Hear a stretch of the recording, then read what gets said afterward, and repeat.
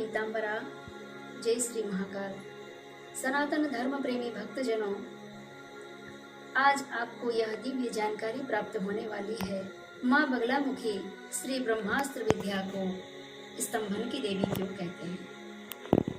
भक्तजनों, यह शब्द आपने कई बार सुना होगा कि माँ बगलामुखी देवी स्तंभन कारिणी है, स्तंभन की देवी है। तो भक्तों, जिन मनुष्य के जीवन में, जिन देवताओं के जीवन में तीनों लोग 14 भवनों में जब घोर संकट मंडराता है, घोर संकट मंडराते हुए दिखाई देता है, उस समय श्री ब्रह्मास्त्र विद्या माँ बगलामुखी देवी का चिंतन मनन करके और उनका दिव्य अनुष्ठान करके उस संपूर्ण बाधाओं से मुक्ति पाने हेतु उस दुख का स्तंभन कर देती है। अगर आपके जीवन में शत्रु से मुक्ति पाने हेतु अगर आप माँ बगलामुखी देवी की शरण लेते हैं तो उस शत्रु का जो मन है, उसकी जो शत्रु बुद्धि है, शत्रु बुद्धि का स्तंभन होकर के उसकी बुद्धि ऑटोमेटिक मित्रता में परिवर्तित हो जाती है।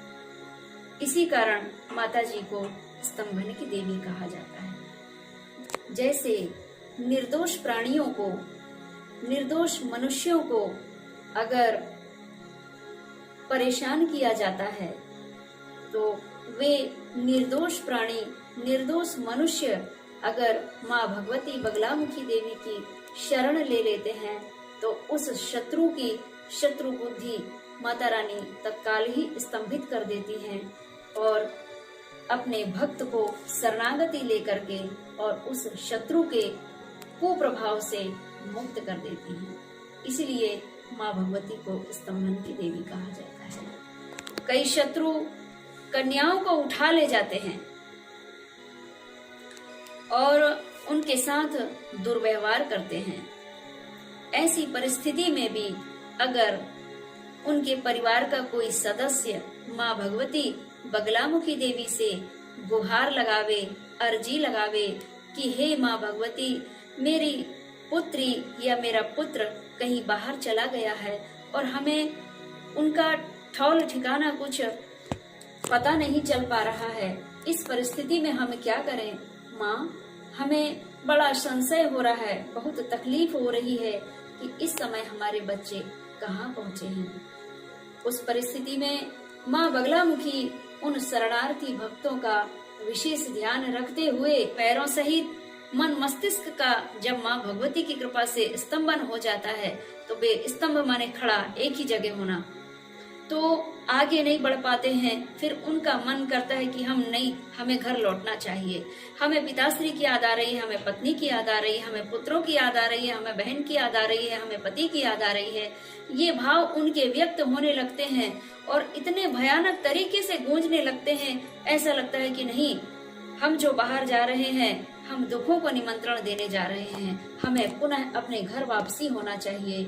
इसीलिए माँ भगवती जब ऐसे कार्य को संपन्न करती हैं, इसी रूप को माँ भगवती के इस दिव्य रूप को स्तंभन की देवी कहते हैं। जैसे श्रमिकों के मालिक उन्हें बहुत प्रताड़ित करते हैं, उनके शरीर की क्षमता से अधिक कार्य सौंप देते हैं, उनके शरीर के क्षमता से अधिक कार्यभार सौंप देते हैं, जिस कार्य को वे करते करते 24 घंटे लगा देते हैं, किंतु वह कार्य संपन्न नहीं हो पाता, क्योंकि उनके हिम्मत से ज्यादा उनको कार्य सौंप दिया जाता है। और जब वे नहीं करते हैं तो उनके मालिक उन्हें प्रताड़ित करते हैं, उन्हें मानसिक रूप से प्रताड़ित करते हैं, कई शारीरिक रूप से प्रताड़ित करने के बाद भी उनकी तनख्वाह नहीं देते हैं।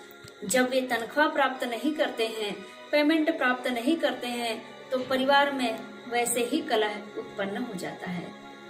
तो ऐसी घोर परिस्थिति में माँ भगवती की शरण में अगर वह भक्त चला जाता है तो उस भक्त की प्रार्थना सुनकर माँ भगवती उस पर कृपा दृष्टि बरसाती हैं और कृपा दृष्टि बरसाने के बाद में जो मालिक उन्हें परेशान कर रहा था वह अपने आप इतना दयावान हो जाएगा, यहाँ तक की परिस्थिति पहुंच जाती है कि वह मालिक स्वयं हाथ जोड़ करके माफी मांगता है और क्या बहाना करता है, बेटा मैं तो तेरी परीक्षा ले रहा था, तेरे धैर्य की परीक्षा ले रहा था कि मेरे इस प्रकार प्रताड़ित करने से तू ये काम छोड़ देगा या फिर करते रहेगा। तो भक्तजनों, वह मालिक ने अपने श्रमिक को परेशान नहीं किया, वो यथार्थ में परेशान कर रहा था, लेकिन माँ भगवती का ऐसा तमाचा लगा उस मालिक को कि वो ऐसा शरणार्थी हुआ कि अपने नौकर के चरण छूने को मजबूर हो गया और माफी मांग करके और जितना पेमेंट देना था, जितनी वो 1 महीने की पगार दे रहा था, तो उससे कहीं ज्यादा धन की वर्षा कर देता है। इसी कारण माता जी को स्तंभन की देवी कहा जाता है। यही है माँ भगवती बगलामुखी देवी, स्तंभन की देवी।